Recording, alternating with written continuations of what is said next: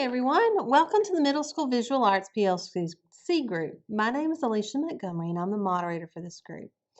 I'm so glad that you joined this community because it was designed with you in mind. Our goal is to collaborate and support each other as we navigate through the craziness of teaching middle school visual arts. Whether you are the only one in your school system or one of many, we know that this is going to be helpful for you. In order to make this as beneficial as possible for everyone involved, be sure to check back. Also set up your notifications, make sure that you're checking out our posts, discussions, and support that's going to be showcased. Make sure that you're engaging in our discussion questions. Our episode today is the third part of our curriculum and assessment, and it is how to create the assessments.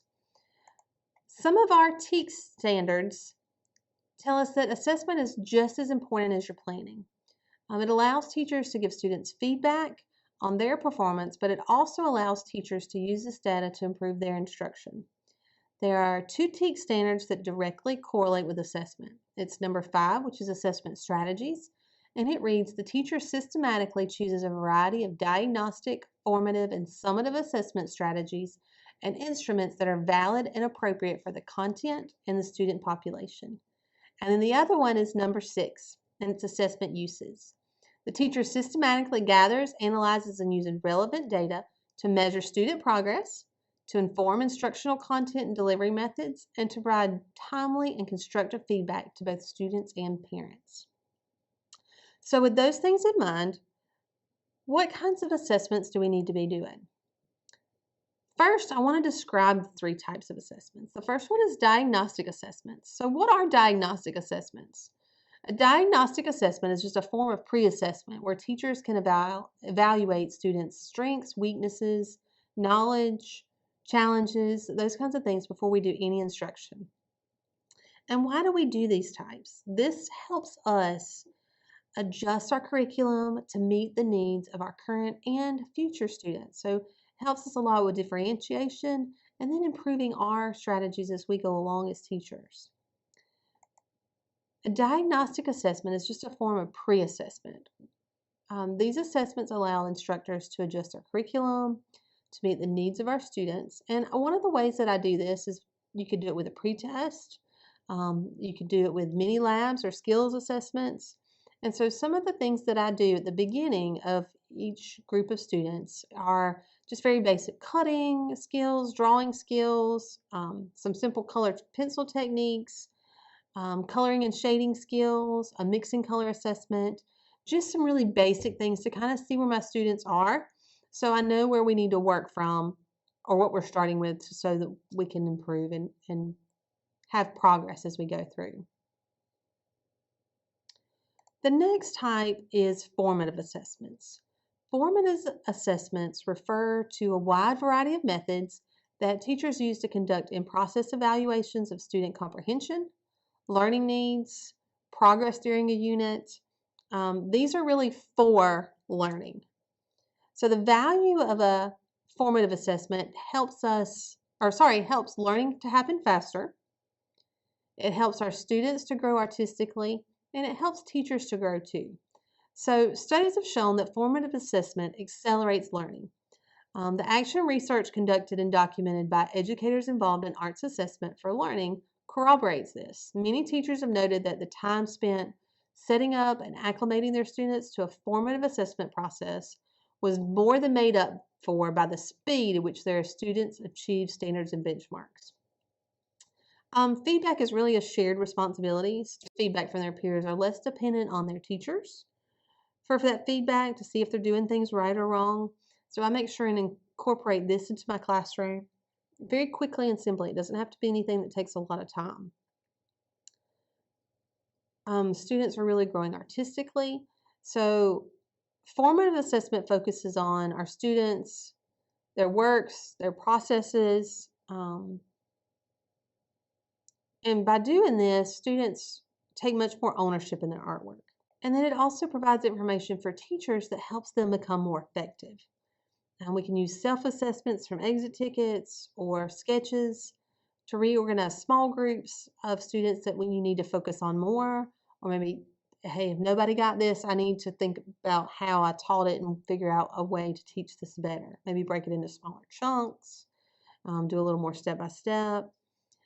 So having constructive criticism from my students about my teaching as well helps me to be a better teacher and help them progress better. So some examples of formative assessments could be peer critiques of student work, portfolios of students' work, reflective journals where students write what they're going to do, techniques they're going to use, color schemes they want to try, potential ideas. Teachers can interview students to see what they've learned, what techniques they're using, kind of ask them, well, what is this technique that you're doing, or what technique do you plan to use on this section? What problems they're encountering. You could do some written questionnaires and ask some of the same questions. You could do sticky notes, have students label where they used warm colors and cool colors, or have them draw arrows showing where different things are, different techniques that you've asked them to use. You could have students write 3 facts about an artist on a sticky note on the back of their artwork. They could label on their sketches where you're going to score and slip if it's a sketch for a ceramics project. All right, so formative assessments, I just do checklists or check their sketchbooks for understanding of the concepts. These are just a couple of examples of some that my students have done. We're doing linear perspective. We're doing some city drawings. The one on the left, I noticed that she's got a pretty good idea of this. I need to talk with her about, using your ruler, making sure things are straight. The one on the right, she's got a pretty good grasp of using her ruler and drawing the straight lines, but we need to work with her on making sure things are lined up correctly a little bit, making sure our doors and windows don't look like they're leaning. And those are conversations that I have with my students. So I can talk to them about, this is what you're doing well, and this is what we need to work on. So that's their formative assessment. And that's a really good form of differentiation as well, because it works towards each student's where they are moments and helps them improve from where they are without having to compare them to anybody else. And I make them do all these sketches before they start on any final projects. Another good technique is called the tag method. I just give them a sticky note and I have them to tell something you like about the artwork, ask a question about the artwork, and give a suggestion on what would make it better. And so you could use that. You could do a little simple peer critique form where students would look at another student's artwork and say, the best part of your artwork is, and then they would fill in the blank. Can you tell me how you, and we fill in the blank. One thing you may want to change, or your artwork makes me think of. And so then they just fill in the blanks. It takes 2 or 3 minutes to do. We talk about positive comments, constructive criticism, nothing negative. And then we move on to our summative assessments. A summative assessment plays a critical role in art education. It can be defined as an assessment of student learning that occurs at the end of a period of instruction. This is proof of their learning. So here you see an example of one of my students' final projects. So when I grade these, this would be a summative assessment. And so summative assessments could be presentation of their work, a visual verbal journal. I use a lot of standards-based project rubrics, like the one you see here on the right, student reflections, personal reflections on how they feel like they did. So this would be an example of a rubric that was found on the Georgia Department of Ed website for one of their projects. It was a rubric for still life drawing, so you've got the standards or the criteria, and then the different levels: advanced, proficient, emerging, and unsatisfactory. Now, I have mine set up similar, but I kind of reduce the verbiage a little bit for my students. Here would be an example of just a little quiz if you wanted to do that based on how long you have your students. That would be an example of this type of assessment. Right? They could do a reflection. So this is another type of summative assessment. I usually incorporate these a little bit. Tell me about things that you learned. What are some of the terminologies that I want them to learn? How did they feel like they did? What would they do different next time? What did they struggle with? Those kinds of things. All right, and again, It's a 7-minute assessment example here.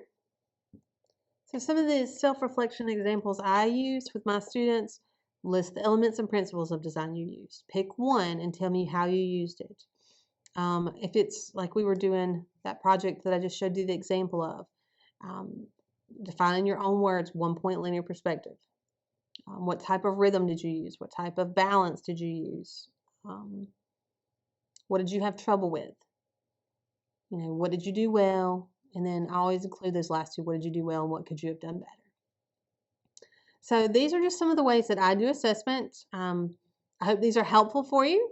Let me know if you have any questions or comments. You can reply to this post or you can message me. Happy teaching.